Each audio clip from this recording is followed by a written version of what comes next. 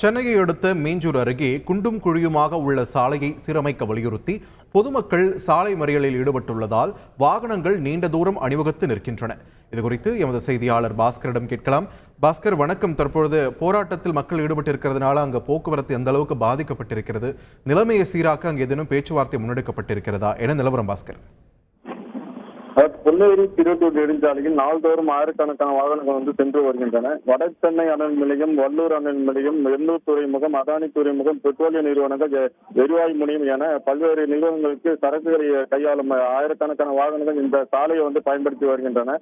கனரக வாகனங்கள் மட்டுமின்றி சுற்றுவட்டார கிராமங்களைச் சேர்ந்த பொதுமக்கள், சென்னைக்கு பணி நிமித்தமாக செல்வோர் என பலரும் இந்த சாலையை பயன்படுத்தி வருகின்றனர். கடந்த 2 ஆண்டுகளாக இந்த சாலையை குண்டும் குழியுமாக மாறி தற்காலிகமாக சாலை குழியில் ஜல்லிக்கற்களை சீரமைக்கப்பட்டது.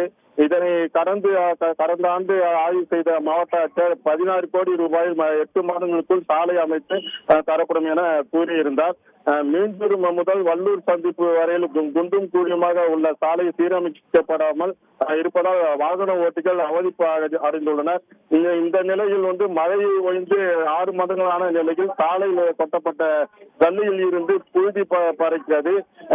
கனரக வாகனங்கள் சாலையில் செல்லும் போது தூசி பறப்பதும் எனவும் சேதமடைந்த சாலையில் விபத்துகள் ஏற்பட்டு உயிரிழப்புகள் தொடர்கதையாகி வருகிறது.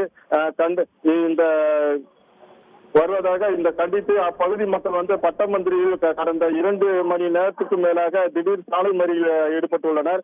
முறையாக சாலை அமைக்காததால் தூசி பறப்பதாகவும் வீடுகளில் உள்ள உணவு, குடிநீர் என அனைத்திலும் சாலையில் இருந்து வரும் மண் விழுவதால் ஆப்சமா உள்ளிட்ட பாதிப்புகள் ஏற்படுவதாக புகார் தெரிவித்துள்ளனர். மேலும் குழந்தைகள், முதியோர்கள் என அனைத்து தரப்பினருக்கும் சுவாச கோளாறு ஏற்படுவதாகவும் குற்றம் சாட்டினர். முதலமைச்சர் வரும்போது உடனடியாக சாலை அமைக்கும் நிலையில் பொதுமக்கள் பயன்படுத்தும் சாலையை சீரமைக்காதால் மெத்தனம் காட்டுவதாக குற்றம் சாட்டினர்.